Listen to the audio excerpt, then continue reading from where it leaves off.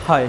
आज हम लोग बात करेंगे स्विंग ट्रेडिंग के ऊपर। कल हमने बात की थी स्कैल्पिंग को लेके, आज हम बात करेंगे स्विंग ट्रेडिंग को लेके कि स्विंग ट्रेडिंग क्या होती है। देखो, स्विंग ट्रेडिंग जो है ना, वो कोई नया कॉन्सेप्ट नहीं है ट्रेडिंग का, ये बहुत पुराना कॉन्सेप्ट है। एटलीस्ट जब से ट्रेडिंग स्टार्ट हुई है ना, तब से स्विंग ट्रेडिंग यूज़ में है। कुछ लोगों को तो ये पता भी नहीं होता, वो जाने अनजाने में भी ये ट्रेड करते हैं, उसे ही स्विंग ट्रेड कहा जाता है। अब देखो, मैं इसको आप छोटा सा एक एग्जांपल देता हूँ। मान लीजिए मैंने रिलायंस का शेयर खरीदा था आज से 3 या 4 महीने पहले। जब मैंने देखा था वो डिप पे है, अपनी काफ़ी नीचे आ चुका, मैंने उसको परचेज़ कर लिया और मैं उसको अब अच्छे से एक प्रॉफिट देखता हूँ और मैं उस पर अपना प्रॉफिट बुक करके उसे सेल आउट कर जाता हूँ। इसे ही स्विंग ट्रेडिंग कहा जाता है। स्विंग ट्रेडिंग एक दिन से ज़्यादा, 2 दिन, 1 हफ्ता, 1 वीक या 1 मंथ या 2 मंथ्स या फिर 2 मंथ से भी ज़्यादा, जितने भी दिन हम ट्रेड को होल्ड करते हैं उसी को कहा जाता है स्विंग ट्रेडिंग। अब स्विंग ट्रेडिंग की अगर मैं डेफिनेशन की बात करूं कि इसकी डेफिनेशन क्या है, तो स्विंग ट्रेडिंग की अगर आप डेफिनेशन के ऊपर जाएंगे तो स्विंग ट्रेडिंग में देखा जाता है कि हाईली फंडामेंटली स्ट्रॉन्ग स्टॉक कौन सा है। हाईली फंडामेंटल मैं इसलिए कह रहा हूँ, जैसे मान लीजिए जिसमें नुकसान के चांसेस बहुत कम होते हैं। जैसे मान लीजिए रिलायंस पकड़ लीजिए या फिर एसबीआई को देख लीजिए, इंडिया का सबसे बड़ा बैंक है एसबीआई। तो मैं ये कोशिश करूंगा कि एसबीआई का रेट जब सबसे कम आ रहा हो तो मैं उसको वहाँ से बाय कर सकूं और एक अच्छे रीजनेबल प्रॉफिट पे, जहाँ मेरे को दिखे कि अब अच्छा खासा प्रॉफिट निकल रहा है, मैं वहाँ पे उसको सेल आउट करके बाहर निकल सकूँ। और ऐसी चीज़ ये मैं बार बार करूँ, जब मैं देखूँ उस पर अच्छा खासा डिप मिल रहा है मुझे, फिर मैं वहाँ से बाय करूँ, देन जब अपना वो इंक्रीज़ हो जाए उसका रेट, मैं उसको सेल कर दूँ। इसी को कहा जाता है स्विंग ट्रेडिंग। इसके बेनिफिट्स भी हैं स्विंग ट्रेडिंग के। अगर मैं बेनिफिट्स की बात करूं तो इसमें बेनिफिट्स में इस तरीके से आप कह सकते हो, इसमें जो एक्यूरेसी रहती है ना, हाई रहती है। इसके बेनिफिट्स की थोड़ी सी बात कर लेते हैं। इसका जो सबसे पहला बेनिफिट आएगा ना, इसमें आती है एक्यूरेसी। इसकी एक्यूरेसी हाई होती है। एक्यूरेसी हाई होने से यहाँ पे मेरा मतलब है आपके लॉसेस के चांसेस बहुत कम हो जाते हैं, क्योंकि आपका ट्रेड 1 दिन के लिए नहीं है, 2 दिन के लिए नहीं है, 3 दिन के लिए नहीं है। इसको आप वीकली लेते हैं, आप मंथली लेते हैं और कई बार तो ये 6 मंथ तक भी जाता है। इसलिए इसमें एक्यूरेसी हाई रहती है। हाई लेकिन कब रहेगी, जब आप अपना जो आपका स्टॉक है जो फंडामेंटली स्ट्रॉन्ग हो, मतलब कि उसकी जो स्ट्रेंथ है वो अच्छी होनी चाहिए।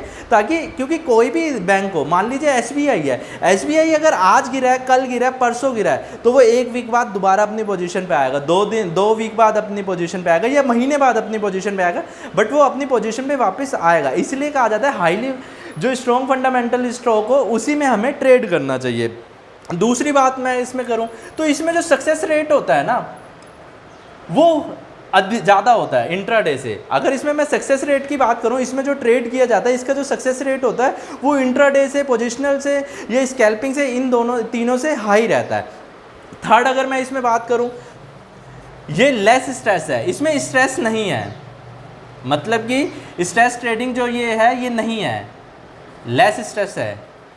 मतलब कि जैसे स्कैल्पिंग में हम लोग देखते हैं उसमें स्ट्रेसफुल ट्रेडिंग है, लेकिन इसमें कोई स्ट्रेस नहीं है, क्योंकि ये आपको इंट्राडे के लिए नहीं कर रहे, कोई आप 2 दिन के लिए नहीं कर रहे, 3 दिन के लिए नहीं कर रहे। इसको आप आगे 1 हफ्ते, 2 हफ्ते या 1 वीक के लिए या 1 मंथ के लिए, इस तरीके से आप लोग इसको प्लान करते हैं, इसलिए इसमें स्ट्रेस बहुत कम रहता है।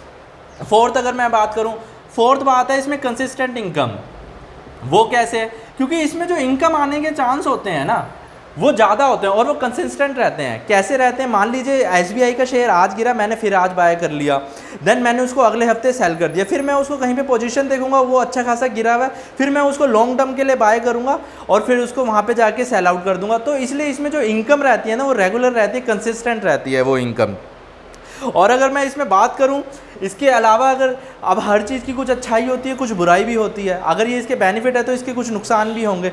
तो अगर मैं इसके नुकसान की बात करूं तो नुकसान का में सबसे पहला जो इसका पॉइंट आता है, सबसे पहले अगर मैं नुकसान की बात करूं तो जो सबसे पहला मेरा पॉइंट आएगा इसमें, ये इसमें ओवरनाइट रिस्क रहता है। Overnight risk. अब इसको अगर मैं डिस्क्राइब करूँ ओवरनाइट रिस्क क्या होता है, मान लीजिए जैसे आज का टाइम चल रहा है, थोड़ा सा कोविड का टाइम, तो आप लोगों ने देखा होगा रिलायंस भी एकदम से बहुत ज़्यादा गिर गया था, या कोई भी एक शेयर होता है जो बहुत ज़्यादा गिर गया, एसबीआई ले लीजिए, कोई भी ले लीजिए, कोई भी एक सेक्टर आप पकड़ेंगे जो एकदम से बहुत बड़ा डाउनफॉल आ जाता है। तो इसमें जो, क्योंकि हमने पूरा का पूरा बाय कर रखा है और हमने लॉन्ग पोजीशन के लिए बाय किया हुआ है, तो ओवरनाइट रिस्क से कहने का मतलब मेरा ये है कि मैंने आज बाय करा और मैं कल सुबह उसको चेक करता हूँ तो उसमें देखता हूँ उसमें अच्छा खासा मुझे लॉस हो रहा है। तो ये इसमें एक रिस्क फैक्टर रहता है, ओवरनाइट रिस्क। दूसरी चीज़ इसमें ना हमें पेशेंस के हमारा बहुत कंट्रोल रखना पड़ता है, पेशेंस। अब मान लीजिए मेरा अच्छा खासा लॉस हो रहा है, अब मैं उसमें क्या कर सकता हूँ, मेरे को पेशेंस दिखाना होगा, मुझे उस पेशेंस को साथ रखना। कई लोग इसमें पेशेंस को विड्रॉ कर जाते हैं अपने, और हमारा अच्छा खासा हमें लॉस बुक कर जाना है, तो हमें पेशेंस इसमें रखना पड़ेगा। तीसरी अगर मैं इसमें बात करूँ तो इसमें जो सबसे इम्पॉर्टेंट है, या कुछ भी कह लीजिए, रिस्क रहता है फंडामेंटल चूज़ करने में। मान लीजिए मैं आपसे कह रहा हूँ कि आपको वो स्टॉक चूज़ करना है जो हाईली फंडामेंटल हो, मतलब स्ट्रॉन्ग हो, और उसमें आपको चूज़ करने में कोई प्रॉब्लम क्रिएट हो रही है, तो इसमें वो वाला एक फंडा रहता है। तो इसमें जो रिस्क है एक फंडामेंटली रहता है स्टॉक को चूज़ करने में। और अगर मैं इसके फोर्थ की बात करूं कि फोर्थ इसमें क्या है, इसमें स्पेकुलेशन फैक्टर रहता है। स्पेकुलेशन आप लोगों को पता है, जो लोग ट्रेड करते हैं स्पेकुलेशन हर किसी में रहता है, तो स्पेकुलेशन का फैक्टर इसमें भी वो सेम रहता है, स्पेकुलेशन फैक्टर। अच्छा, ये हो गए, इसकी अच्छाई भी होगी, इसकी बुराई भी होगी। अब इसमें मैं बात करूंगा कि इसको किया कैसे जाए, स्विंग ट्रेड को कैसे किया जाए, इसको चूज़ कैसे किया जाए। तो देखो, इसमें कोई बहुत बड़ा रॉकेट साइंस नहीं है, आपको सिर्फ मोटे मोटे से अच्छे फंडामेंटल के स्टॉक चूज़ करने हैं। मान लीजिए मैंने SBI चूज़ कर लिया, आइशर चूज़ कर लिया, TVS चूज़ कर लिया, MRF चूज़ कर लिया, या फिर मैंने रिलायंस देख लिया।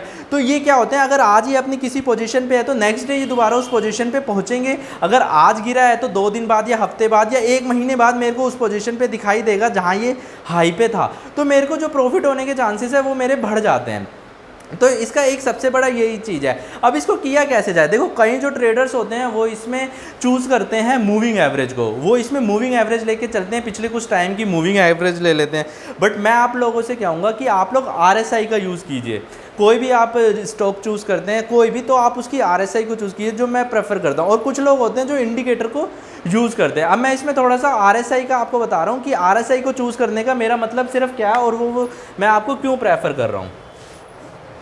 देखिए, RSI जो होती है ना, आप सबको पता होगा, ये 70 और ये 30, स्टॉक का प्राइस यहीं चल रहा होता है। ये मेरा RSI का एक चार्ट हो गया, सिंपल से इसको समझिए, ये मेरे स्टॉक का ये हो गया, ये मेरा हो गया चार्ट। RSI का मतलब हो गया जब मेरा स्टॉक का प्राइस इसको सपोर्ट को टच करता है, अपने सपोर्ट को टच करता है, तो मैं वहाँ पे एंट्री ले सकता हूँ। एंट्री लूँगा और मैं अपने रेसिस्ट की वेट करूँगा, ये अपने रेसिस्ट पे कब जाएगा, मैं इसको अपने रेसिस्ट पे आके उसको सेल आउट कर दूंगा। लेकिन ये किस केस में होगा, ये सिर्फ हाईली फंडामेंटली स्ट्रॉन्ग स्टॉक्स में ही होगा। तो ये एक छोटा सा एग्जांपल देने की कोशिश करी थी मैंने कि आपको एंट्री कहाँ से लेनी है अगर आपको स्टॉक भी चूज़ करना है RSI के मेथड से, क्योंकि ये लॉन्ग टर्म ट्रेडिंग है, इसीलिए इसमें थोड़ा सा ये इशू रहता है कि हम लोग कोई गलत स्टॉक चूज़ ना कर ले। अब मान लीजिए मैं कोई स्टॉक ही ऐसा चूज़ कर लेता हूँ जिसका बढ़ने का कोई चांस ही नहीं है, अब मैं उसको चाहे 6 महीने लेके बैठा रहा हूँ, मेरा नुकसान ही होगा, मेरा उससे कोई प्रॉफिट नहीं होना वाला। तो ये चीज़ें हमें ध्यान रखनी है। अब इसमें सक्सेस कैसे की जा सकती है, इसमें सक्सेस की क्या है, इसका सिर्फ एक ही मेथड है स्विंग ट्रेडिंग में। अगर आप लोग सक्सेस करना चाहते हैं तो इसका सिर्फ एक ही मेथड है, आप लोगों को बेटर स्टॉक के पीछे भागना है, बेटर स्टॉक के पीछे भागना है रादर देन बेटर प्राइस के। प्राइस इसमें मैटर नहीं करता, स्टॉक इसमें मैटर करता है। आपको स्टॉक ऐसा पकड़ना है जिसमें मेरे को ज़्यादा प्रॉफिट होने के चांसेस हो, जो इसकी मार्केट में अच्छी वैल्यू हो, जिसकी डेप्थ अच्छी हो मार्केट को, जिसके पास कस्टमर्स अच्छे हों, जिसके पास प्रोजेक्ट्स अच्छे हों, जिसकी स्ट्रेंथ अच्छी हो। मुझे सिर्फ वही उसी स्टॉक पे ट्रेड करना है। तो ये इसकी सक्सेस की है। अगर आपने बेटर स्टॉक को पकड़ना है, आपने और कुछ नहीं देखना। मान लीजिए आपको RSI देखना नहीं आता, मान लेते हैं आपको प्राइस भी देखना नहीं आता, आप सिर्फ स्टॉक तो देख सकते हैं। आप लोग स्टॉक पे फोकस कीजिए कि मार्केट में सबसे अच्छे स्टॉक कौन से थे, उन्होंने अपना हाई क्या बनाया था, वो कहाँ से लौट के नीचे आए हैं, अभी उसमें कितना लॉसेस है, अभी वो वहाँ तक कहाँ तक वो कवर कर सकते हैं। तो उसी चीज़ को देखते हुए मेरे को खाली स्टॉक्स को चूज़ करना है। तो स्विंग ट्रेड करके आप लोग अच्छा पैसा कमा सकते हैं, लेकिन ये थोड़ा सा लॉन्ग टर्म का डिस्टेंस हो जाता है। तो यही था स्विंग ट्रेडिंग। बाकी अगर कुछ डाउट है तो आप लोग मेरे को व्हाट्सअप कीजिए, मैं फिर उस पर भी उसको क्लियर किया।